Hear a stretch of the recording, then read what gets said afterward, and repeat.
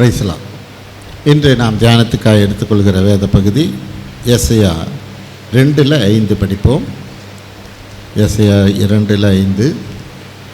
ஏசாயா 2ஆம் அதிகாரம் 5ஆம் வசனம். யாக்கோபின் வம்சத்தாரே, கர்த்தரின் வெளிச்சத்திலே நடப்போம் வாருங்கள். ஆமென். யாக்கோபின் வம்சத்தாரே, கர்த்தரின் வெளிச்சத்திலே நடப்போம் வாருங்கள். ஹல்லேலூயா. கர்த்தர் நம்மளை எல்லாம் அழைக்கிறார். ஆமென். அவரது வெளிச்சத்திலே நடக்கும்படிக்காய். நமக்கு பல நேரங்களில் எது வெளிச்சம் எது இருட்டுன்னே தெரியல. ஆமென். இந்த உலகத்தில் எது சரியான வழி எது சரியில்லாத வழி அப்படிங்கிறதே நமக்கு தெரியல. ஒரு அடர்ந்த காட்டுக்குள்ளே ஒருத்தர் வேட்டையாட போகிறார். அந்த காட்டில் அந்த வேட்டையாடின பிறகு அந்த காட்டின் ஒரு நடு மத்திக்கு போயிட்டார். இப்போ அங்கே போன பிறகு அவருக்கு வழியே தெரியல. எந்த பக்கம் போகிறது, எந்த பக்கத்துலேருந்து வந்தோம், திரும்பி எப்படி போகிறது வீட்டுக்கு அப்படிங்கிறது அவருக்கு தெரியல. அப்போ அவர் முழிச்சுக்கிட்டு இருக்கிற நேரம் ஒரு காட்டுவாசி அந்த பக்கம் வர்றாரு. இவருக்கும் லாங்குவேஜ் எல்லாம் தெரியாது. ஆமீன். அப்போ அந்த காட்டுவாசி என்ன சொல்கிறான், ஒரு சைகை மட்டும் காமிக்கிறான். அவன் புரிஞ்சுக்கிட்டான், இவர் என்ன இந்த காட்டு பகுதியில் மாட்டிக்கிட்டாரு, வழி தெரியாமல் முழிக்கிறாருங்கிறத அவன் புரிஞ்சுக்கிட்டு அவன் சைகை காமிக்கிறான், என் பின்னாடி வாங்கன்னு. இவரும் புரிஞ்சுக்கிட்டாரு, அவன் பின்னாடி போகிறார். அவன் காட்டில் நடந்து பழக்கம். ஆமீன். முள் காடு கீடு எல்லாம் அவன் பாட்டு சரசரசரம் போய்கிட்டே இருக்கிறான். இவருக்கு நடக்கிறதே கஷ்டமாக இருக்குது. அவன் போய்கிட்டே இருக்கிறான். உண்மையிலே அவன் சரியான பாதையில் தான் நம்மளை கொண்டு போவானா, இல்லது அந்த பகுதியிலே அவங்களுக்கு தெரிஞ்ச அந்த காட்டுவாசிகள்லாம் சில பேர் மனுஷ மாமிசத்தையே சாப்பிட்றவங்களாக இருப்பாங்க. அப்போ அப்படிப்பட்ட ஒரு இடத்துக்கு நம்மளை இழுத்துட்டு போகிறானா என்னன்னே இவருக்கு தெரியல. ஆனாலும் அவன் காமிச்சது அவனை நம்பி அவன் பின்னாடியே போகிறார். பின்னாடியே போனால் கரெக்டாக பார்த்திங்கன்னா பெரிய ஒரு ஹைவேஸில் கொண்டு போய் நிறுத்துகிறான். ஹல்லேலூயா. அங்கே பெரும் பாதையான வழி இருக்கும், அது பரிசுத்த வழி எனப்படும். ஹல்லேலூயா.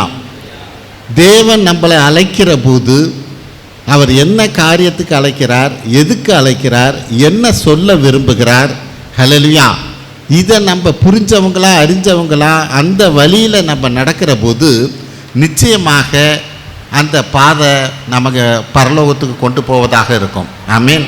அப்போ இந்த நாளில் தேவனுடைய அழைப்பு, தேவன் சில காரியங்களை சொல்லி அழைக்கிறார்.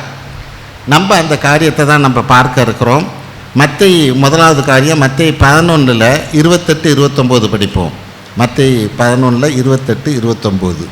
மத்தேயு 11ஆம் அதிகாரம் 28-29 வசனம். வருத்தப்பட்டு பாரம் சுமக்கிறவர்களே, நீங்கள் எல்லாரும் என்னிடத்தில் வாருங்கள், நான் உங்களுக்கு இளைப்பாறுதல் தருவேன். ஆமென். கர்த்தர் என்ன சொல்றார், நான் உங்களுக்கு இளைப்பாறுதல் தருவேன், உங்க ஆத்மாவுக்கு இளைப்பாறுதல் தருவேன் அப்படிங்கிறார். ஹல்லேலூயா. இந்த உலகத்தில் நம்ம ஓடிக்கொண்டே இருக்கலாம். சம்பாதிக்கணும், அதை பண்ணணும், இதை பண்ணணும், பிள்ளைகளை படிக்க வைக்கணும், அப்படி இப்படின்னு எவ்வளோ காரியங்கள் நம்ம ஓடிக்கிட்டே இருக்கலாம். ஆனால் ஒரு காலகட்டத்தில் நம்ம ஆத்மாவுக்கு ஒரு இளைப்பாறுதலே இல்லாத ஒரு நிலையில் போய் நம்ம நிற்போம். ஹல்லேலூயா. எதுக்கு ஓடணும், இவ்வளோ காரியங்களை எப்படி ஏன் செஞ்சோம் அப்படிங்கிறதே தெரியாது. அந்த கடைசி நிமிஷத்தில் ஹல்லேலூயா, அந்த ஒருவேளை அது நம்மளுடைய கடைசி மூச்சுக்கான ஒரு நேரமாக கூட இருக்கலாம்.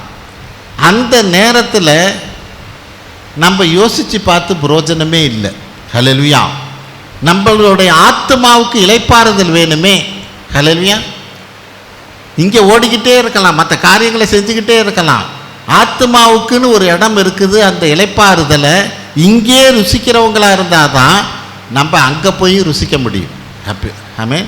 அதுக்கு தான் ஆண்டவர் சொல்கிறார், என்னிடத்துல வாருங்கிறார். ஹல்லேலூயா. உங்கள் ஆத்மாவுக்கு நான் ஒரு இளைப்பாறுதலை தருவேன் என்றபடியாய். அது அடுத்த வசனம் என்ன சொல்கிறாரு, என்கிட்ட கற்றுக்கொள்ளுங்கள். அடுத்த வசனம் என்ன சொல்லுது, 29. நான் சாந்தமும் மனத்தாழ்மையுமாயிருக்கிறேன், என் நுகத்தை உங்கள் மேல் ஏற்றுக்கொண்டு என்னிடத்தில் கற்றுக்கொள்ளுங்கள். ஆமென். அப்போ என் ஆத்மாவுக்கு இளைப்பாறுதலுக்கு ஒரு வழி சொல்கிறார். என்ன வழின்னா, என்கிட்ட கற்றுக்கங்க. ஆத்மாவுக்கு இளைப்பாறுதல் வேணுமா, என்கிட்ட கற்றுக்கங்க. என்ன கற்றுக்கணும்? சாந்தமும் மனத்தாழ்மையுமாக இருக்கிறேன். ஹல்லேலூயா. சாந்தமும் மனத்தாழ்மையாக இருக்கிறேன். இது ஆண்டவர் என்ன சொல்கிறாரு? இது ஒரு நுகம்தாங்கிறார். நுகம்னா என்ன? நமக்கு அது வலிக்கக்கூடியது தான், அது சுமக்கக்கூடியது தான். ஆமென். ஆனால் அதை நீ சுமக்கிறவனாக இருந்தீன்னா, இந்த சாந்தத்தை மனத்தாழ்ச்சி நீ சுமக்கிறவனாக இருந்தீன்னா உன் ஆத்துமாவுக்கு இளைப்பாறுதல் கிடைக்கும். ஹல்லேலூயா. வெளியில் பார்க்குறதுக்கு அது நுகம் போல தெரியலாம். ஹல்லேலூயா. வெளியில் பார்க்குறதுக்கு ஒரு பெரிய பாரத்தை சுமந்துக்கிட்டு இருக்கிற மாதிரி தெரியலாம். ஆனால் ஆத்மாவில் இளைப்பாறுதல் நான் தருவேங்கிறார். ஹல்லேலூயா. அது என் நுகத்தை ஏற்றுக்கொள்ளுங்கள். ஆமென். அவருடைய நுகம் என்ன? அவருக்கான காரியத்தை செய்வது தான் அவரோட நுகம். ஆமென். அது ஒருவேளை பாரமாக இருக்கலாம், ஆனால் ஆத்மாவுக்கு இளைப்பாறுதல் அதுதான் தரும். அதை தான் அவர் சொல்கிறார், என்கிட்ட வாருங்க, ஓடிக்கிட்டே இருக்காதீங்க. நல்லது தான், சம்பாதிக்கணும் தான், மற்ற காரியங்கள்லாம் நல்லது தான். ஆனால் ஒரு நாள் வர்ற போது உங்கள் ஆத்மாவுக்கு ஒரு இளைப்பாறுதலே இல்லாத ஒரு சூழ்நிலையை நீங்கள் பார்க்குற போது அன்னைக்கு அதுலேருந்து நீங்கள் வெளியவே வர முடியாது. ஆமென். இன்னைக்கு அதை கற்றுக்கிட்டாதான், இன்னைக்கு என்கிட்ட இந்த ஆத்மாவுக்கான இளைப்பாறுதலுக்கான வழியாகிய சாந்தமும் மனத்தாழ்மைங்கிற அந்த நுகத்தை நீங்கள் சுமக்கிறதுக்கு பழகணுங்கிறார். ஹல்லேலூயா. நீங்கள் இதை பழகிக்கிட்டீங்கன்னா உங்கள் ஆத்மாவுக்கு ஆறுதல் கிடைக்கும். ஹல்லேலூயா. ஏசாயா 53:7 படிப்போம். ஏசாயா 53:7. ஏசாயா 53 அதிகாரம் 7 வசனம். அவர் நெருக்கப்பட்டும் ஒடுக்கப்பட்டும் இருந்தார், ஆனாலும் தம்முடைய வாயை அவர் திறக்கவில்லை. அடிக்கப்படும்படி கொண்டு போகப்படுகிற ஒரு ஆட்டுக்குட்டியைப் போலவும், தன்னை மயிர் கத்தர்வனுக்கு முன்பாக சத்தமிடாதிருக்கிற ஆட்டைப் போலவும் அவர் தம்முடைய வாயை திறவாதிருந்தார். ஆமென். அவர் அந்த சாந்தமும் மனத்தாழ்மையும் எப்படி அந்த நுகம் இருக்குன்னா, அதை தான் அவர் சொல்றார், நான் நெருக்கப்பட்டும் ஒடுக்கப்பட்டும் இருந்தார். ஆமென். ஆனாலும் தம்முடைய வாயை அவர் திறக்கவில்லை. இந்த வசனத்தில் பார்த்தீங்கன்னா வாயை திறக்கவில்லைங்கிறது 2 தடவை வரும். ஹல்லேலூயா. முதல் காரியம் பாருங்க, அவர் நெருக்கப்பட்டு ஒடுக்கப்பட்டும் இருந்தார், ஆனாலும் தம்முடைய வாயை அவர் திறக்கவில்லை. அடிக்கப்படும்படி கொண்டு போகப்படுகிற ஒரு ஆட்டுக்குட்டியை போலவும், தன்னை மயிர் கத்திரிக்கிறவனுக்கு முன்பாக சத்தமிடாது இருக்கிற ஆட்டை போலவும் அவர் தம்முடைய வாயை திறவாது இருந்தார். திரும்பி வாயை திறவாது இருந்தார். ஹல்லேலூயா. அப்படின்னா என்ன? முதலாவது இது வாயை திறவாது இருக்கிறது அந்த நெருக்கப்பட்ட நேரத்தில் முணுமுணுக்காமல் இருக்கிறது. ஹல்லேலூயா. முணுமுணுக்காமல் இருக்கிறது. அந்த கடைசி இது வாயை திறக்காமல் இருக்கிறது மயிர் கத்திரிக்கிறவனுக்கு முன்பாக சத்தமிடாது இருக்கிற ஆட்டை போலன்னா எதிர்த்து பேசாமல் இருக்கிறது. இதுக்கும் வாயை திறக்கிறது இல்லை, அதுக்கும் வாயை திறக்கிறது இல்லை. ஹல்லேலூயா. இது எப்போ முடியும்? நீ அந்த சாந்தமும் மனத்தாழ்ச்சிங்கிற அந்த நுகத்தை நீ சுமந்துக்கிட்டு இருந்தால் மட்டும்தான் இந்த காரியத்தை நீ செய்ய முடியும். ஹல்லேலூயா. அப்போ அந்த ஆண்டவர் அதுதான் என்கிட்ட கற்றுக்கங்கிறார். ஆமென். இதை என்கிட்ட கற்றுக்கங்க. ஹல்லேலூயா. அப்போ தான் உங்கள் ஆத்மாவுக்கு இளைப்பாறுதல் கிடைக்கும் என்றபடியாய். சிலர் பேசுகிற போது நம்ம முணுமுணுக்கலாம் அல்லது எதிர்த்து பேசிடலாம். ஆனால் வீட்டுக்கு போனீங்கன்னா உங்கள் ஆத்மாவுக்கு இளைப்பாறுதல் இருக்காது. ஹல்லேலூயா. உங்கள் ஆத்மாவுக்கு இளைப்பாறுதல் வேணும்னா நீ இந்த நுகத்தை ஏற்றுக்கிறவனாக இருந்தீனா தான் அது ஆத்மாவில் இளைப்பாறுதல் தர முடியும். அதுக்கு தான் ஆண்டவர் சொல்கிறார், வாங்க என்னிடத்தில் வாருங்க, உங்கள் ஆத்மாவுக்கு நான் இளைப்பாறுதல் தருவேன் என்றபடியாய். ஆமென். 2வது காரியம் எதுக்கு கூப்பிடுறாரு? யோவான் 7:37 பாருங்க. யோவான் 7 அதிகாரம் 37 வசனம். பண்டிகையின் கடைசி நாளாகிய பிரதான நாளிலே இயேசு நின்று சத்தமிட்டு, ஒருவன் தாகமாயிருந்தால் என்னிடத்தில் வந்து பானம் பண்ண கடவன். ஆமென். ஒருத்தன் தாகமாயிருந்தா என்னிடத்தில் வந்து பானம் பண்ண கடவன். அது உனக்கு எப்படிப்பட்ட தாகமாக இருக்கலாம்? நீ ஆண்டவர்கிட்ட அதை சொல்லணும், ஆண்டவர்கிட்ட தான் அதை கேட்கணும். ஹல்லேலூயா. ஆண்டவர் மட்டும்தான் அந்த தாகத்தை தணிக்கவே முடியும். அது ஒரு சம்பாதிக்கிற காரியமாக கூட இருக்கட்டுமே, இவ்வளவு சம்பாதிப்போம் அவ்வளோ சம்பாதிப்போம், உனக்கு ஒரு அதில் ஒரு என்ன திருப்தியே இருக்காது. ஹல்லேலூயா. எவ்வளோ பேர் உலகத்தில் பார்க்குறோமே, கோடான கோடி சம்பாதிச்சுக்கிட்டு இருக்கிறவங்களும் இன்னும் சம்பாதிப்போன்னு தானே நினைக்கிறாங்க. ஹல்லேலூயா. அந்த செல்வந்தனை போல் நான் எல்லாமே நிரப்பி வச்சுட்டேன், இனிமேல் நான் நிம்மதியாக படுத்துக்கிட்டே சாப்பிடுவேன்னு நினச்சான். ஆனால் கர்த்தர் என்ன சொல்கிறார், இன்னைக்கு ராத்திரி ஆத்மாவை போகுதுங்கிறார். ஹல்லேலூயா. நம்மளுக்கு தாகமாக இருக்கிறவங்க தாகம் இருக்கலாம், அந்த தாகம் எதுவாக ஆண்டவர்கிட்ட கேட்குறவங்களா இருக்கணும். ஆண்டவர் மட்டும்தான் அந்த தாகத்தை தீர்க்க வல்லவராக இருக்கிறார். கலாத்தியர் 3:2 பாருங்க.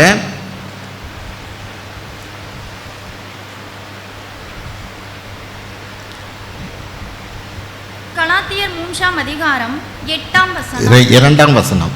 கலாத்தியர் 3ஆம் அதிகாரம் 2ஆம் வசனம். ஒன்றை மாத்திரம் உங்களிடத்தில் அறிய விரும்புகிறேன், நியாயப்பிரமாணத்தின் கிரியைகளினாலேயோ விசுவாச கேள்வினாலேயோ எதினாலே ஆவியை பெற்றீர்கள்? ஆமென். ஒன்றை மாத்திரம் உங்களிடத்தில் அறிய விரும்புகிறேன். நீங்கள் உங்கள்கிட்ட நீங்கள் என்ன நினைக்கிறீங்கன்னு நான் புரிஞ்சுக்க விரும்புகிறேங்கிறார். ஒன்றை மாத்திரம் உங்கள்கிட்ட அறிய விரும்புகிறேன்னா நீங்கள் என்ன புரிஞ்சுக்கிட்டு இருக்கீங்கன்னு நான் தெரிஞ்சுக்க விரும்புகிறேன்.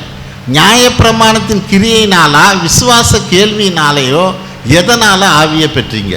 பரிசுத்த ஆவியை நீங்கள் பெற்றுக்கொண்டது நியாயப்பிரமாணத்தின் கிரியையினாலன்னா நீ அந்த நியாயப்பிரமாணத்தை கடைப்பிடிக்கும்படிக்காக நீ செய்கிற ஒரு முயற்சி. ஹல்லேலூயா. பொய் சொல்லாமல் இருக்கணும், கொலை செய்யாமல் இருக்கணும், அப்படிங்கிற காரியத்திலெல்லாம் நீ செய்கிற முயற்சியினால் வர்றது தான் நியாயப்பிரமாணத்தை கிரியை. ஹல்லேலூயா. ஆனால் விசுவாச கேள்வியினால் வர்ற ஆவியை பெற்றவங்க அப்படின்னா, என் தேவன் என்னோடு இருக்கிறார், அவர் எனக்குள்ளே இருக்கிறார், நியாயப்பிரமாணத்தை நிறைவேற்றினவர் எனக்குள்ளே இருக்கிறார், அதனால் நான் கவலைப்பட வேண்டியதில்லை, நியாயப்பிரமாணம் எனக்குள்ளே நிறைவேறும். ஹல்லேலூயா. இந்த விசுவாசத்தை நான் கேட்டு, ஆமென், அதனால் பரிசுத்த ஆவியை பெற்றுக்கொண்டவனாக இருக்கிறேன். இந்த பரிசுத்த ஆவியை பெற்றுக்கொண்டதை எதை குறித்து பேசுகிறோம்? தாகத்தை தீர்க்கிறத குறித்து பேசுகிறோம். ஹல்லேலூயா. என்னைக்கு ஆவியானவர் உன்னை நிரப்புறாரோ அன்னைக்கு அந்த காரியத்தில் தான் உனக்கு ஒரு தாகம் தீர்க்கும்படியான காரியமே இருக்கும். ஆமென். போதுங்கிற மனசே வரும். ஹல்லேலூயா. இன்னைக்கு அதை தான் நம்ம பார்க்கணும். எந்த ஒரு காரியமாக இருந்தாலும் ஆண்டவர்கிட்ட கேட்குறவங்களா, ஆவியானவர் நம்மளை நிரப்பும்படிக்காய் இந்த காரியத்தில் தேவனுடைய சித்தம் என்ன? ஆமென். இது மட்டும்தான் நம்மளுடைய தாகத்தை தீர்க்க வல்லதாக இருக்கிறது. ஹல்லேலூயா. அவர் எதையுமே மாற்றுவார். அவர் செஞ்ச முத அற்புதத்தை பார்க்குறவங்க யோவான் 2:6 பாருங்க. யோவான் 2:6. யோவான் 2ஆம் அதிகாரம் 6ஆம் வசனம். யூதர்கள் தங்களை சுத்திகரிக்கும் முறைமையின்படியே ஒவ்வொன்று 2-3 குடம் தண்ணீர் கொள்ளத்தக்க 6 கற்சாடிகள் அங்கே வைத்திருந்தது. ஆமென். 6 கற்சாடிங்கிறது நம்மளை தான் குறிக்குது. ஆமென். அப்போ மனுஷனாகிய நம்மக்குள்ள அது நிரப்பப்பட வேணும். ஆமென். நிரப்பப்பட வேணும் அப்படின்னா அங்கே நீங்கள் இன்னொரு வசனம் பார்த்தீங்கன்னா 2:11 பாருங்க. அதிலே இவ்விதமாக இயேசு இந்த முதலாம் அற்புதத்தை கலிலேயாவில் உள்ள கானா ஊரிலே செய்து தம்முடைய மகிமையை வெளிப்படுத்தினார். அவருடைய சீஷர்கள் அவரிடத்தில் விசுவாசம் வைத்தார்கள். ஆமென். எதை குறித்து நம்ம பார்த்துக்கிட்டு இருக்கிறோம்? ஆண்டவர் நம்மள்கிட்ட என்கிட்ட வா, தாகத்தை தீர்க்கிறேன் அப்படிங்கிறார். இப்போ தாகத்தை தீர்க்க வல்லவர் என்ன சொல்கிறார் அப்படின்னா, இப்போ 6 கற்சாடி இருக்குது, அது ஒவ்வொன்றுமே ஒரு 2-3 குடம் பிடிக்குமா. அப்போ திராட்சை ரசம் தீர்ந்து போச்சு, சூழ்நிலை பந்தியில் யாருக்கும் கொடுக்க முடியாத நிலைமை, ரொம்ப கிரிட்டிக்கல் பொசிஷனு, இது எப்படி சமாளிக்கிறது? மக்கள் இன்னும் இவ்வளோ பேர் இருக்கிறாங்க, பந்தியில் இது கல்யாணம் நடத்துகிறவருக்கே ஒரு பெரிய மான பிரச்சனை ஆகிடும். ஆண்டவர் இயேசு கிறிஸ்து அந்த இடத்துல சொல்கிறாரு, இந்த கற்சாடியை நிரப்புங்கிறார். ஆமென். இந்த கற்சாடியில் தண்ணியை ஊற்றுங்கிறாரு. ஹல்லேலூயா.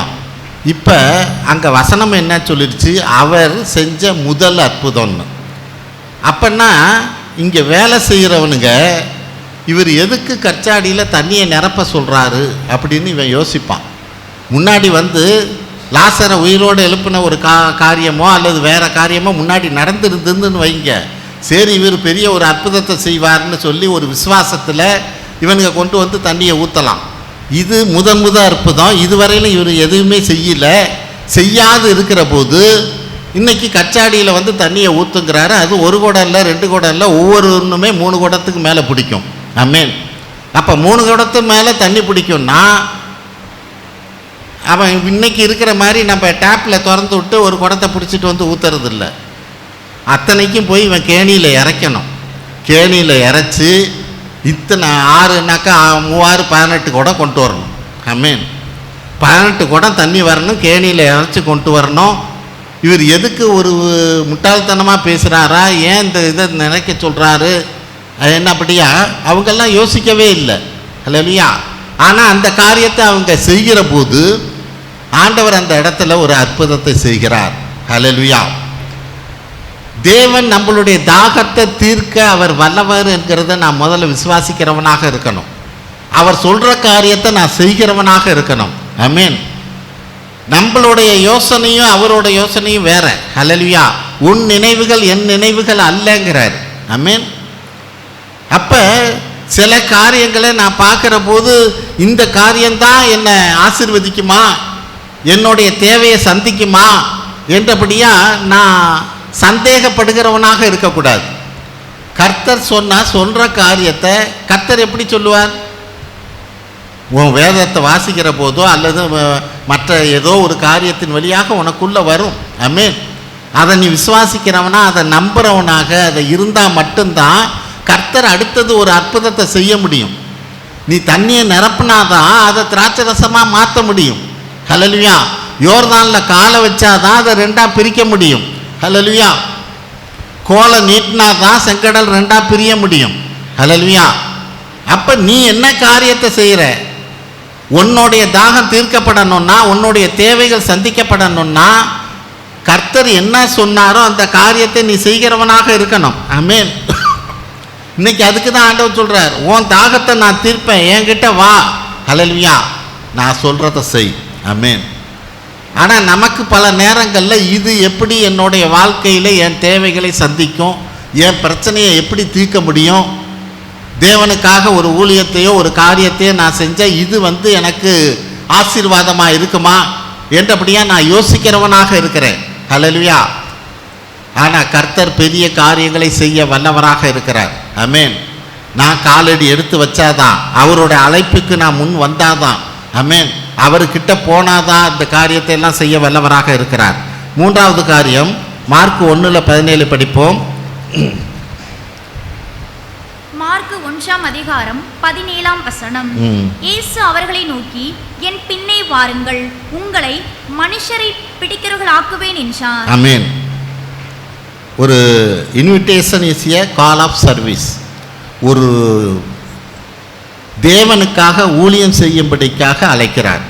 இயேசு அவர்களை நோக்கி, என் பின்னே வாருங்கள், உங்களை மனுஷரை பிடிக்கிறவர்கள் ஆக்குவேன் என்றார். எதுக்கு கூப்பிடுறாரு?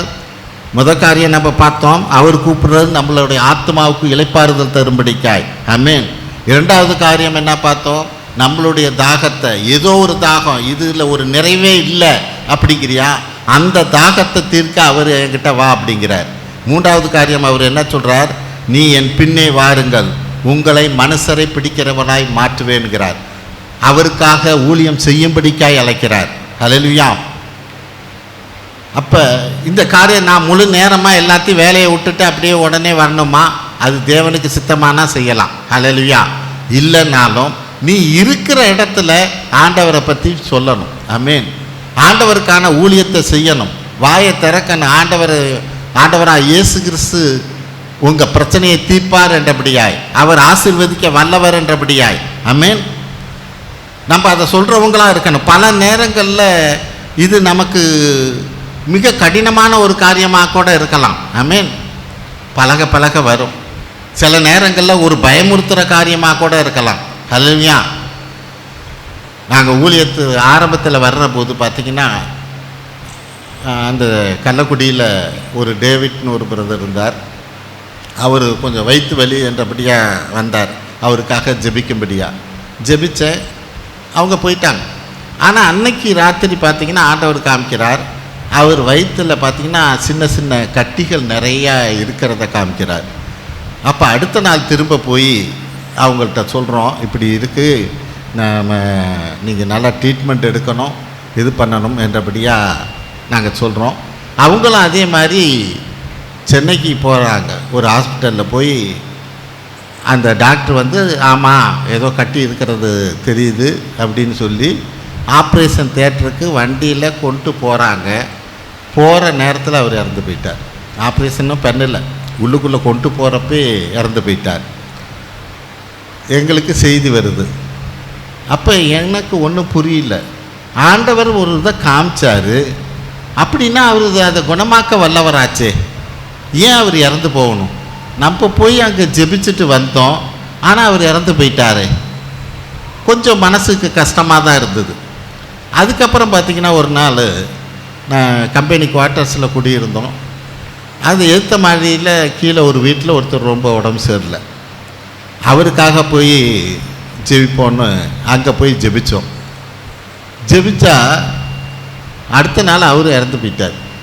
என்னடா அது, நம்ம போய் ஜெபிச்சா இப்படி நடக்குதே அப்படின்னு மனசுக்குள்ளே ரொம்ப தயக்கமாகிடுச்சு. இது முடிஞ்சு கொஞ்ச நாள் கழித்து பார்த்திங்கன்னா ரயில்வே ஸ்டேஷன்லேருந்து ஒரு ஃபோன் வருது, பிரதர் உடனே வாங்க ஜெபிக்கணும் அப்படிங்கிறாங்க. ஒரு சின்ன கூரை வீடு, அது ஒரு அம்மா படுத்திருக்காங்க. ஒரு கேண்டில் தான் எரிஞ்சிக்கிட்டு இருக்குது. ஒரு சாயந்தர நேரம் நான் போய் ஜெபிக்கிறதுக்கு உள்ளே போகிறப்பயே இந்த கேண்டில் அணைச்சி போச்சு. என்னடான்னு எனக்கு ரொம்ப ஒரு இதாகிடுச்சு. என்னடா இந்த மாதிரி நடக்குது அப்படின்னு. இதுதான் நம்ம ஜெயிப்போம், அவங்க கூப்பிட்ருக்காங்க ஜெயிப்போம் அப்படின்னு ஜெபிச்சா அடுத்த நாள் அவங்களும் இறந்து போயிட்டாங்க. இது என்னடா இது, நம்ம பிரச்சனை, நம்ம போய் ஜெபம் பண்ணாவே இறந்து போய்கிட்டு இருக்கிறாங்களே அப்படின்னு ஊழியத்தை நம்ம எப்படி செய்யறது? ஆண்டவருக்கு போய் ஜெபிக்கிற இடம்லாம் வந்து எல்லாம் சுகமானாங்க, எல்லாம் எலும்பி இறந்தவன் உயிரோடு எலும்புனான். நம்ம போய் ஜெபிச்சாக்க இருக்கிறவனும் போய்கிட்டு இருக்கிறானே. இந்த ஊழியம் நமக்கு தேவையா? நம்ம ஊழியம் செய்யக்கூடாதா? தேவனுடைய திட்டம் இல்லையா? ஹல்லேலூயா என்றபடியாகலாம் பலவிதமான யோசனைகள் இருந்தது. ஆமென். ஆனால் உண்மையில் அதையும் மீறி ஆண்டவருக்காக ஓடுகிற போது தான் இன்றைக்கி பார்க்குற நம்ம எல்லாம் ஹல்லேலூயா இந்த இடமும் தேவனுடைய ஆசீர்வாதமும் இப்போ 124 செகண்டாவை நம்ம முடிக்கிறவங்க போகிறவங்களாக இருக்கிறோம். ஹல்லேலூயா. பிரச்சனைகள் வேதனைகள் நம்ம ஓடுகிற காரியத்தில் தேவன் நம்மளை அழைச்சிருக்கிறாரா? உங்களை மனுஷரை பிடிக்கிறவர்களாக நான் அழைக்கிறேன்கிறார், உங்களை மாத்துறேங்கிறார். உண்மையிலே மனுஷரை பிடிக்கிறவரா நம்மளை மாற்றினாரா? ஆரம்பத்தில் பலவிதமான நெருக்கங்கள் வரலாம், பிரச்சனைகள் வரலாம். ஆமென். அழைத்தவர் உண்மை உள்ளவர். ஹல்லேலூயா. எவ்வளோ நெருக்கங்கள் வந்தாலும் பிரச்சனைகள் வந்தாலும் தேவன் என்னை அழைச்சிருக்கிறாருங்கிற ஒரு உறுதி நமக்குள்ளே இருக்குமானா நம்ம ஓடுகிற போது தேவன் நிச்சயமாக அதை செய்ய வல்லவராக இருக்கிறார்.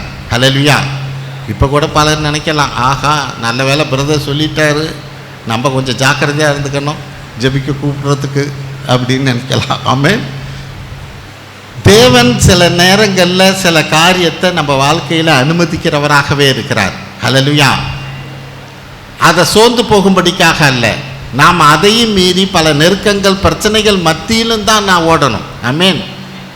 ஏன்னா இது தேவனுக்காக ஓடுகிற காரியமாக இருக்கிறபடினாலே அதற்கான எதிர்ப்புகள் பல பிரச்சனைகள் நம்மளை சுற்றி உள்ளவங்க வழியாகவும் பல காரியங்கள் சாத்தான் கொண்டு வரத்தான் செய்யும்.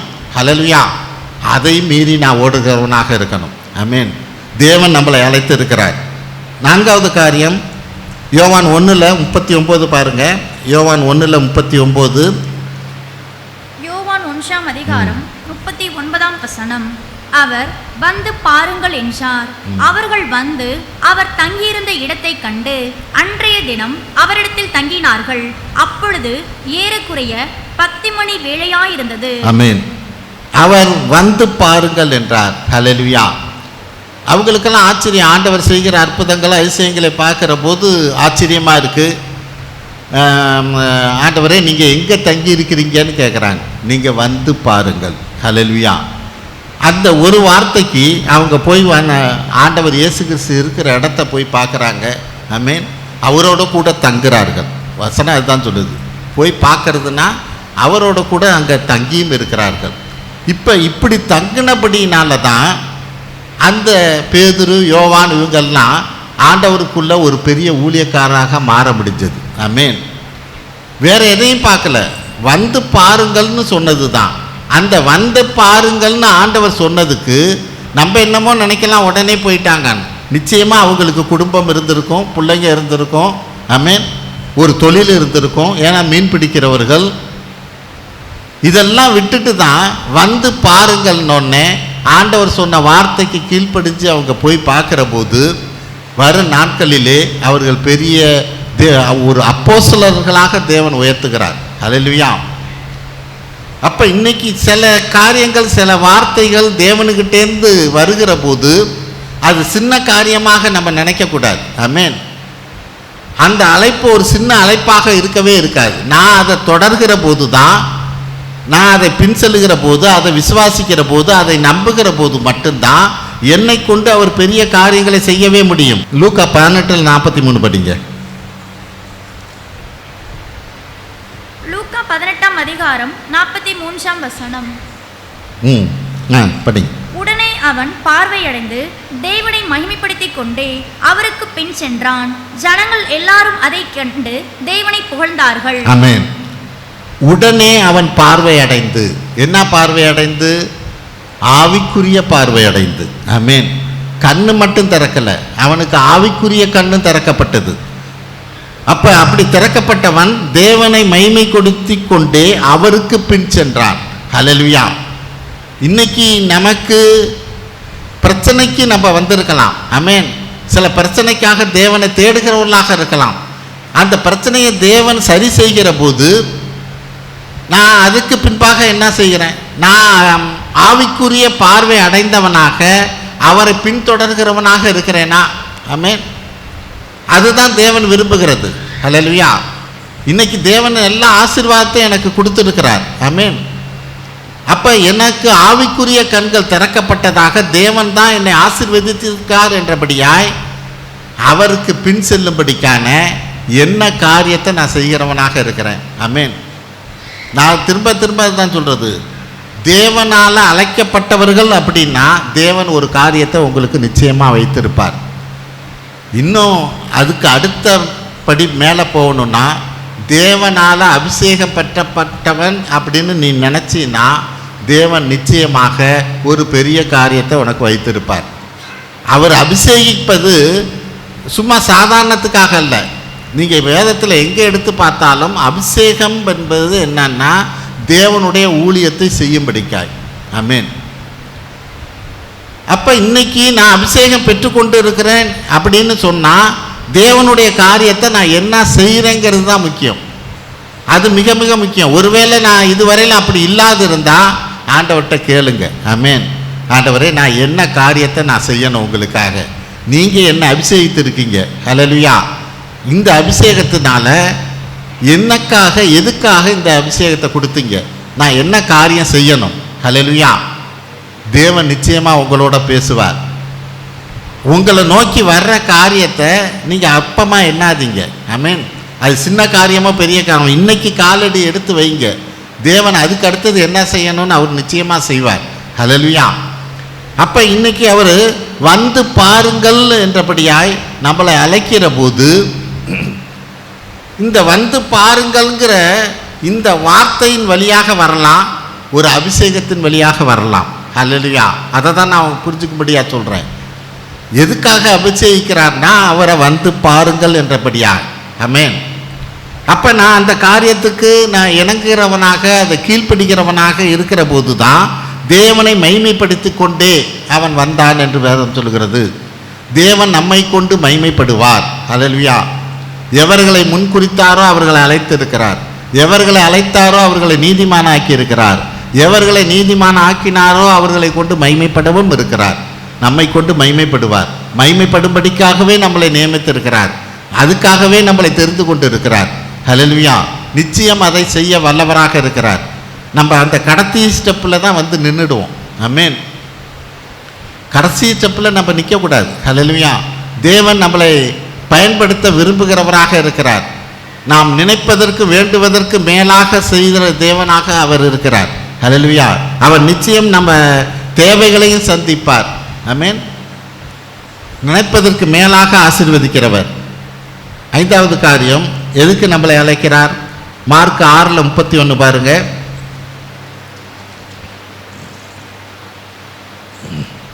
மார்க் 6:31 அவர் அவர்களை நோக்கி, வனாந்தரமான ஓரிடத்தில் தனித்து சற்றே இளைப்பாறும்படி போவோம் வாருங்கள் என்றார். ஏனெனில் வருகிறவர்களும் போகிறவர்களும் அநேகராய் இருந்தபடியினால் போஜனம் பண்ணுகிறதற்கும் அவர்களுக்கு சமயம் இல்லாதிருந்தது. சற்றே இளைப்பாறும்படி போவோம் வாருங்கள்ங்கிறார். ஆமென். அதை தான் நான் முன்பே சொன்னேன். உலக காரியங்களுக்காக மற்ற காரியங்களுக்காக ஓடிக்கிட்டே இருக்கிறோம். கொஞ்சம் இளைப்பாறும்படியாக என்கிட்ட வாங்கலை, என்கிட்ட வந்து அமருங்களே. கர்த்தருக்கு காத்திருக்கிறவரோ புது பலன் அடைவார்கள் என்று வேதம் சொல்லுகிறது. ஆமென். நீங்கள் என்கிட்ட வந்து அமருங்க. ஹல்லேலூயா. அந்த மரியாதை போல ஒரு நல்ல பங்கை தேர்ந்து கொள்ளுங்க. மார்த்தாளை போல ஓடிக்கிட்டே இருக்காதீங்க. ஆமென். இது என்னாச்சு, அது என்னாச்சு, அந்த வேலை என்ன பண்ணுறது, இந்த வேலை என்ன பண்ணுறது. ஹல்லேலூயா. நம்ம கொஞ்சம் ஒரு இடத்துல உட்காந்து யோசிக்கணும். ஆமென். சில நேரங்களில் நல்லா புரிஞ்சுக்குங்க, சில நேரங்களில் ரொம்பவே ஓடிக்கிட்டு இருந்தோம்னா ஒரு நாள் அடித்து உட்கார வைப்பார், ஒரு பெட்டில் படுக்க வைப்பார். ஹல்லேலூயா. கொஞ்ச நேரம் யோசிங்க அப்படி. ஆமென். கொஞ்ச நேரம் என்கிட்ட நீ வந்து ஓடிக்கிட்டே இருக்கிற, கொஞ்ச நேரம் உட்காரு படு அப்படின்னு சொல்லி ஆளையே படுக்க வச்சுடுவார். ஆமென். நம்ம ஆண்டவர் பாதத்தில் உட்கார்றதுக்கான நேரத்தை கொடுக்குறவங்களா இருக்கணும். அவர் என்ன சொல்கிறார் ஆமென் அப்படிங்கிறத கேட்குறவங்களாக இருக்கணும். இல்லைன்னா சிண்டை பிடிச்சி உட்கார வச்சுடுவார். ஒன்றும் இங்கிட்ட அங்கிட்டு மூவ் பண்ணவே முடியாது. ஹல்லேலூயா. இங்கிட்ட அங்கிட்டு பரலவே முடியாது. ஹல்லேலூயா. அப்படி செஞ்சுடுவார். எனக்கு ஒரு தடவை அந்த இடுப்பு வலி வந்துடுச்சு. உண்மையில் பார்த்தீங்கன்னா அப்படி கூட வலிக்குமான்னு எனக்கு தெரியல. அந்த பெட்டில் இப்படி பிறண்டு கூட படுக்க முடியல, சும்மா பிறல கூட முடியல, அந்த அளவுக்கு வலி. ஹல்லேலூயா. ஏன் அப்போ சிஸ்டர் ஆஞ்சலிக்கா இருக்கிறாங்க. அப்போ அவங்கள்ட்ட இதை பற்றி சொல்கிற போது அவங்க எதை தான் சொன்னாங்க, ஆண்டவர் உங்கள்கிட்ட ஏதோ பேச விரும்புகிறார். ஹல்லேலூயா. ஆமென். நம்ம அதை கேட்காம ஓடிக்கிட்டே இருந்தோன்னு வைங்க, ஒரு இடத்துல உட்கார வைப்பார். ஹல்லேலூயா. உட்கார வச்சு அவர் பேசுவார். நமக்கு அது கொஞ்சம் வலியாக இருக்கும். ஆமென். அப்படி இருக்கக்கூடாது. அதுக்கு முன்னாடியே ஆண்டவருக்கு சொல்கிறது அதுதான், தனித்து வாருங்கள் இளைப்பாறும்படிக்காக. ஹல்லேலூயா. யாக்கோப்பு அதை தான் செஞ்சான். எல்லாத்தையும் அனுப்பிச்சிட்டு ஆமென், அவன் மட்டும் தனியாக ஆண்டவர்கிட்ட ஜெபிக்கிறவனாக இருந்தான். ஆமென். போராடி ஜெபிக்கிறவனாக இருந்தான். ஆமென். அன்னைய யாக்கோப்பு இஸ்ரவேலாக மாற்றப்பட்டது. இன்ன வரைக்கும் இஸ்ரவேல் இருக்குது. ஹல்லேலூயா. அவன் பேரில் இன்ன வரைக்கும் இஸ்ரவேலுங்கிற நாடு இருக்குது. ஹல்லேலூயா. அப்போ தேவன் இந்த நாளில் அவரோட தனித்து இருக்கும்படிக்காக வா என்று அழைக்கிறார். ஆமென். எப்படியாவது ஒரு வருஷத்துக்கு ஒரு தடவையாவது ஆமென் அவருடைய பாதத்தில் அமர வேண்டும்னு இருக்கணும், நேரத்தை ஒதுக்கணும். ஹல்லேலூயா. அவர் என்ன பேச விரும்புகிறார், என்ன சொல்ல விரும்புகிறார். ஹல்லேலூயா. 6வது காரியம், வாருங்கள் என்னோடு போஜனம் பண்ணும்படியாய். யோவான் 21:12 பாருங்க. யோவான் 21:12 இயேசு அவர்களை நோக்கி, வாருங்கள் போஜனம் பண்ணுங்கள் என்றார். ஆமென். அவரோட வந்து போஜனம் பண்ணணும்னு விரும்புகிறார். அவரோட அந்யோன்யமாக இருக்கணும்னு விரும்புகிறார். அவர் தன்னுடைய டேபிளை உங்களோட பகிர்ந்து கொள்ள விரும்புகிறார். ஹல்லேலூயா. அப்போ இன்னைக்கு அவ்வளோ ஒரு விருந்துக்கு கூப்பிடுறார். ஹல்லேலூயா. அதை எங்கே பார்க்குறோம்? வெளிப்படுத்தின விசேஷத்தில் சொல்லப்படுமே. 19:9 பாருங்க.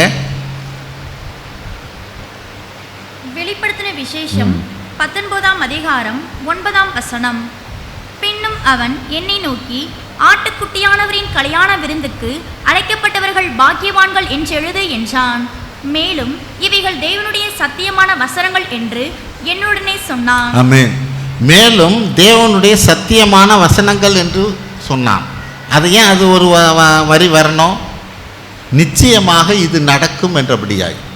மேலும் இது சத்தியமான வசனம் என்று சொன்னான். ஹல்லேலூயா. அவர் ஒரு கல்யாண விருந்தை, ஒரு பெரிய விருந்தை நமக்காக செய்து கொண்டு இருக்கிறார். ஹல்லேலூயா. அதில் கலந்து கொள்ளும்படிக்காய், அவரோடு கூட போஜனம் பண்ணும்படிக்காய். ஆமென். அவர் நம்மளை அழைக்கிறவராக இருக்கிறார். அப்போ அப்படிப்பட்ட ஒரு பெரிய காரியத்தை நமக்கு செய்ய இருக்கிற போது இன்னைக்கு நமக்கு அவர் அழைக்கிற காரியத்தில், அவர் கூப்பிடுற காரியத்தில், அவர் சொல்லுகிற காரியத்தில் நான் அதை செய்கிறவனாக இருக்கணும். ஆமென்.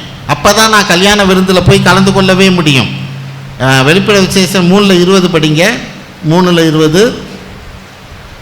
வெளிப்படுத்தின விசேஷம் 3ஆம் அதிகாரம் 20ஆம் வசனம். இதோ வாசற்படியிலே நின்று தட்டுகிறேன்.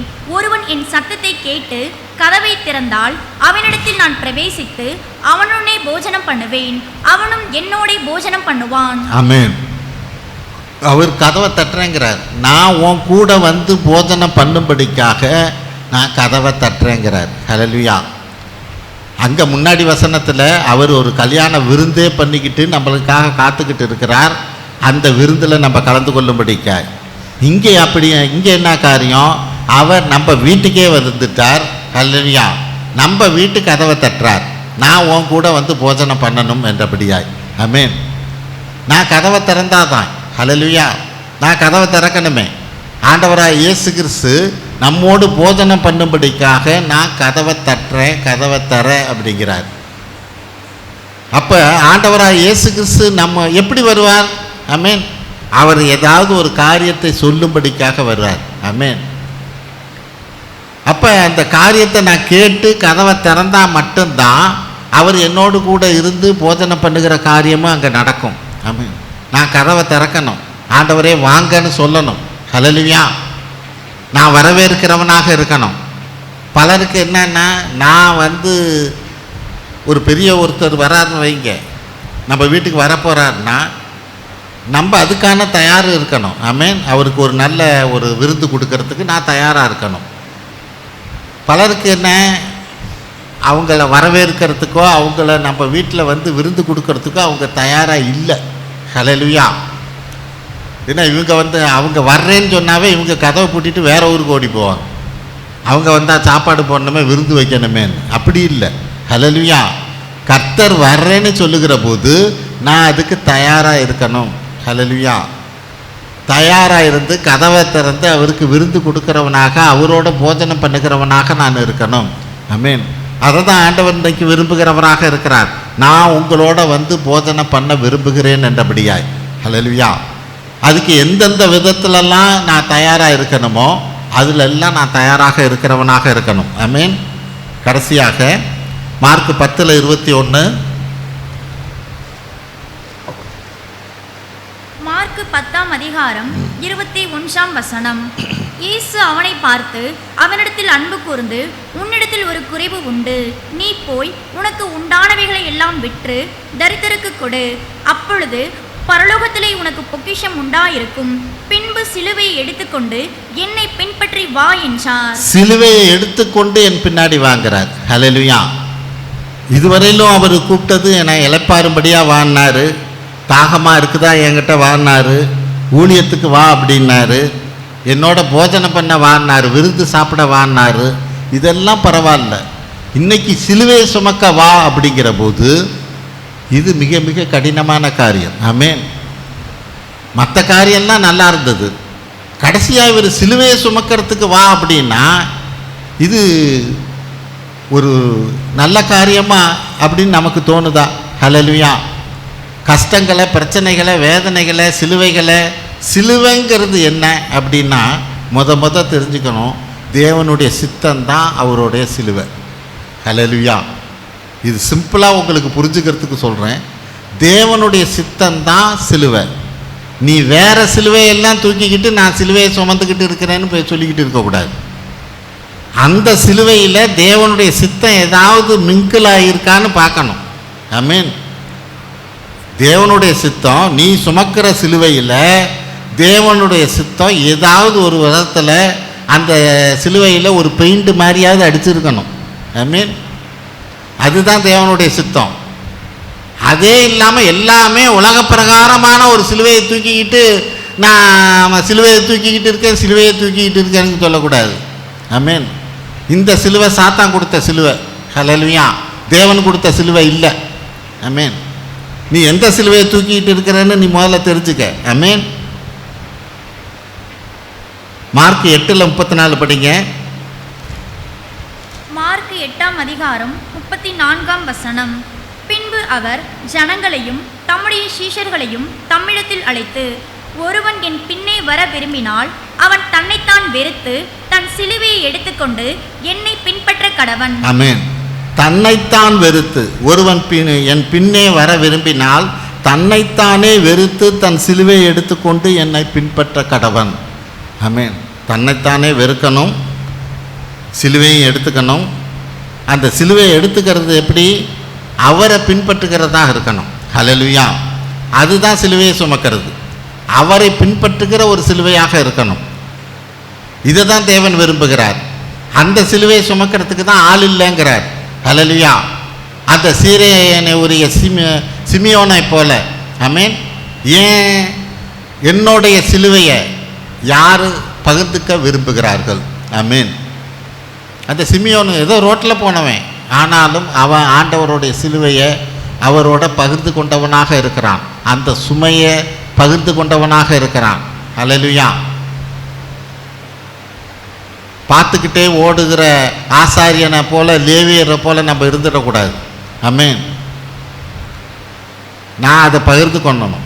ஒரு காரியம் இருக்கு, ஆகா இன்னைக்கு சபைக்கு போனாக்கா பாத்திரம் கழுவ சொல்லுவாங்களேன்னு வராமல் இருக்கக்கூடாது.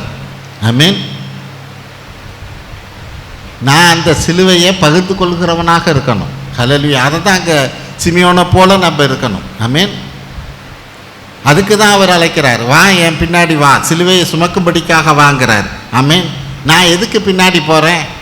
தேவன் எல்லாத்தையும் அறிகிறவராக இருக்கிறார். ஒரு வசனம் பாருங்க, யோவான் 6:26 பாருங்க. நீங்கள் எதுக்கு என் பின்னாடி வர்றீங்கன்னா, நீங்கள் அப்பம் புசித்து திருப்தி ஆனதுனாலவா என் பின்னாடியே வர்றீங்கிறார். நீங்கள் நல்லா சாப்பிட்டு என்னை பிடிச்சிக்கிட்டா, என்னை பார்த்துக்கிட்டா, என் கேட்டுக்கிட்டா, நான் எல்லாத்தையும் உங்களுக்கு கொடுப்பேன். ஆமென். எல்லா ஆசீர்வாதமும் தருவேன். அப்படிங்கிறதுக்காக தானே என் பின்னாடி வர்றீங்கிறார். ஹல்லேலூயா. படிங்க. யோவான் 6:26. இயேசு அவர்களுக்கு பிரதியுத்தரமாக, நீங்கள் அற்புதங்களை கண்டதினால் அல்ல, நீங்கள் அப்பம் புசித்து திருப்தி ஆனதினாலே என்னை தேடுகிறீர்கள் என்று மெய்யாகவே மெய்யாகவே உங்களுக்கு சொல்லுகிறேன். ஆமென். எதுக்காக என் பின்னாடி வர்றீங்க? சிலுவை சுமக்கும்படிக்காக வாங்கன்னு நான் கூப்பிடுறேன். ஆமென். ரோமர் 8:17 படிங்க. ரோமர் 8:17.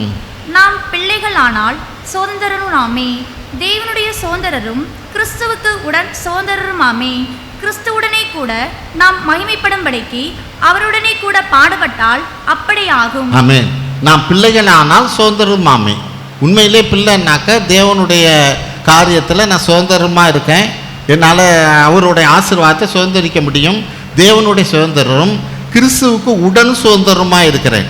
கிறிஸ்துவோட சகோதரனாக இருக்கிறபடினால தேவனுடைய ஆசீர்வாதத்தில் உடன் சுதந்திரவனாக, பங்கு பிரிக்கிறவனாக, எனக்கு அதில் பங்கு இருக்கும்படிக்காக இருக்குது. சரி, ஆசீர்வாதத்தில் கிறிஸ்துவோடு கூட சுதந்திரத்தில் உடன் சுதந்திரக்காரனாக நீ அதில் பங்கு பிரிக்கிறவனாக இருக்கிற. ஆனால் அடுத்தது என்ன சொல்லுது? கிறிஸ்துவோட கூட நான் மகிமைப்படும்படிக்கு அவரோட கூட பாடுபட்டால் அப்படி ஆகும். கண்டிஷன் இங்கே என்ன? நீ அவருக்கு கிடைக்கிற ஆசீர்வாதத்தை, அவர் சம்பாதிச்ச காரியத்தில் நீ பங்கு போடுறதுக்கு மட்டும் வரக்கூடாது. அவரோட கூட பாடுகள் பட்டால் அப்படியே ஆகும். ஆமென். பாடுபட்டால் தான் அந்த ஆசீர்வாதத்திலையும் பங்கு பெற முடியும். எனக்கு ஆசீர்வாதம் மட்டும் வேணும்னு கேட்கக்கூடாது. ரூத்தோட நெருங்கிய உறவின் முறைக்காரன் அவன்கிட்ட போய் போவாஸ் கேட்குறான். ஏன்னா அவனுக்கு தான் ஃபஸ்ட்டு ப்ரிஃபரன்ஸ். ஹல்லேலூயா. எப்படி? ரூத்து கல்யாணம் பண்ணுற முறை அவனுக்கு தான் ரொம்ப, அதான் நெருங்கின முறை அப்படின்னு சொல்லுது. நெருங்கிற முறைன்னா இவனுக்கு அடுத்தது தான் அதுக்கப்புறம் போவாஸுக்கு வர முடியும். அப்போ நெருங்கின முறைக்காரன்கிட்ட போய் போவாஸு கேட்குறான், ரூத்து இது மாதிரி வந்துட்டாலே, அவன் கணவன் இறந்துட்டாங்க, நீ அவளை கல்யாணம் பண்ணிக்க அப்படின்னோடனே, சரி சரி நான் கல்யாணம் பண்ணிக்கிறேன் அப்படிங்கிறான். ஆமாம். இல்லை முதல்ல அவன் முதல்ல என்னன்னா, இந்த மாதிரி இது இருக்கிற போது அந்த சொத்துக்கு வாரிசாக முதல் முறை நெருங்கின முறையாக அவன் இருக்கிறான். அப்போ அது மாதிரி வந்துட்டாங்க, அவங்களோட சொத்தெல்லாம் இருக்குன்னொன்னே அவன் என்ன பண்ணுறான்? நெருங்கின முறையை உள்ளவன், சரி சரி எனக்கு அப்போனா சொத்து வாங்கிக்கிறேன் அப்படிங்கிறான். நீ சொத்தை வாங்கிக்கிறதுனா ரூத்தை கல்யாணம் பண்ணிக்கணுங்கிறான். அப்பன்னா இது முடியாது. ஹல்லேலூயா. சொத்து வேணா கொடு, ரூத்தை கல்யாணம் பண்ணுறதுன்னா எனக்கு சரிப்பட்டு வராதுங்கிறான். ஹல்லேலூயா. அப்போ அவன் அதுக்கு அடையாளமாக தான் அவன் என்ன பண்ணுறான், அந்த செருப்பெல்லாம் கழட்டி வச்சுட்டு போகிறான். அங்கே காரியம் போவாஸ் ரூத்தை கல்யாணம் பண்ணுறார். ஹல்லேலூயா. எப்போ சொத்தை பகிர்ந்துக்கிறதுனா நான் ரெடி, ஆனால் ரூத்தை கல்யாணம் பண்ணணுன்னா இது பிரச்சனை, இது தனிப்பட வராது. ஹல்லேலூயா. ஆனால் இந்த காரியத்தில் போவாஸ் அவரோடு கூட பாடுபட்டால் அவரோடு கூட மகிமையிலும் சேரலாங்கிற போது அந்த பாடுக்கு, பிரச்சனைக்கு, வேதனைக்கு அந்த ரூத்தையும் கல்யாணம் பண்ணுகிறவனாக இருக்கிற போது அந்த சந்ததியில் ஆண்டவராக இயேசு கிறிஸ்து பிறக்கிறார். ஹல்லேலூயா. நான் இன்னைக்கு அந்த பாடுகளில், பிரச்சனைகளில், வேதனைகளில் நான் அந்த சிலுவையை சுமக்கிறவனாக நான் இருப்பேனானா உனக்கு மட்டும் இல்லை, உன் சந்ததி, அது எத்தனாவது சந்ததின்னு தெரியாது, அந்த சந்ததி வரையிலும் தேவன் ஆசீர்வதிப்பார். 1000 சந்ததி வரை நான் ஆசீர்வதிக்கிறேன்னு சொல்கிறார். ஹல்லேலூயா. நீ இன்னைக்கு செய்கிற காரியம், இன்னைக்கு நீ சிலுவையை சுமக்கிற காரியம், தேவனுக்காக நீ இன்னைக்கு சிலுவையை சுமந்தீன்னா உன் சந்ததி நீ சொத்து சேர்த்து வைக்கிறதுனால அல்ல. ஹல்லேலூயா. அது நாளைக்கு அவன் பிள்ளைங்க எப்படி இருக்குமோ, அது என்ன பண்ணிக்கிட்டு போமோ அது நமக்கு தெரியாது, சந்ததிக்கு சந்ததி நிற்குமா தெரியாது. ஆனால் இன்னைக்கு நீ சிலுவையை சுமந்தினா அதோட ஆசீர்வாதம் உன் பரம்பரை முழுசும் இருக்கும். ஹல்லேலூயா. அப்போ நான் இன்னைக்கு எதை சேர்த்து வைக்கிறவனாக இருக்கிறேன்? ஆண்டவர் அதான் சொல்கிறார், என்னை சிலுவை சுமக்கும்படிக்காக நம்மளை அழைக்கிறார். ஹல்லேலூயா. இன்னைக்கு நம்ம சிலுவை சுமக்கிற காரியம் கிறிஸ்துவுக்குள்ளாக நம்ம ஒரு சொத்தை சேர்த்து வைக்கிற காரியங்கிறத மறந்து போகக்கூடாது. ஆமென். இன்ன வரைக்கும் அந்த சீரேன் ஊராகிய சிமியோனுடைய பேரை இன்னைக்கு நம்ம பேசுகிறோன்னா ஏன் பேசுகிறோம்? ஹல்லேலூயா. அன்னைக்கு கொஞ்ச நேரம் ஆண்டவருடைய சிலுவையை சுமந்தபடியினால. ஆமென். இன்ன வரைக்கும் பேசிக்கிட்டு இருக்கிறோம், இனியும் பேசுவோம். ஆமென். அப்போ நீ செய்கிற ஆண்டவருடைய சிலுவையை சுமக்கிற இன்னைக்கு செய்கிற ஒரு சின்ன காரியம், அவர் இந்த இடத்துல இந்த காரியத்தை செஞ்சதுனால இங்கே ஒரு பெரிய வெளிச்சம் ஏற்பட்டது என்றபடியாய், பெரிய ஆசீர்வாதம் ஏற்பட்டது என்றபடியாய். ஆமென். வாழ்நாளெல்லாம் பேசப்படும் ஆண்டவராக இயேசு கிறிஸ்துவின்னு அந்த ஞாபக புத்தகத்திலே அது எழுதி வைக்கப்படும். ஆமென். நான் முன்பு சொன்னதுபடி எழுதி வச்சு அதுக்கான ஆசீர்வாதத்தை நிச்சயமாக அவர் தர வல்லவராக இருக்கிறார். ஆமென். ஆகவே இந்த நாளில் அவர் நம்மளை அழைக்கிறவராக இருக்கிறார். என்னென்ன காரியத்துக்கு? நம்மளுடைய ஆத்மாவுக்கு இளைப்பாறுதல் தரும்படியாக அவர்கிட்ட அழைக்கிறார். நம்மளுடைய தாகத்தை தீர்க்கும்படிக்காக அழைக்கிறார். ஆமென். 3வது காரியம் என்ன? நம்மளை மனுஷரை பிடிக்கிறவர்களாக தேவனுடைய ஊழியத்தை செய்யும்படிக்காக அழைக்கிறார். 4வது காரியம் வந்து பாருங்கள் என்றபடியாக அழைக்கிறார். ஹல்லேலூயா. அவர்கிட்ட வந்து பாரு. ஆமென். நான் அதுக்கப்புறம் நான் செய்கிற காரியத்தை நீ அப்புறம் தான் புரிஞ்சுக்குவேன். ஆமென். அடுத்து தனித்து இளைப்பாறும்படிக்காக வாருங்கள் என்றபடியாக அழைக்கிறார்.